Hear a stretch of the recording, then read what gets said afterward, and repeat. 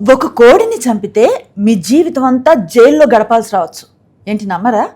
ఇదేం సరదా హెచ్చరిక కాదు, చట్టం సీరియస్గా ఇచ్చిన వార్నింగ్. మనకి కనిపించే ప్రతి కోడి కూడా వండుకొని తినే టైపే ఉండదు.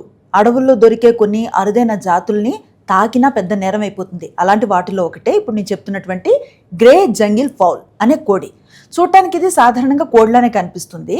ఇది వన్యప్రాణి రక్షణ చట్టం కింద రక్షణ పొందుతున్నటువంటి ఒక అరుదైన పక్షి మాట.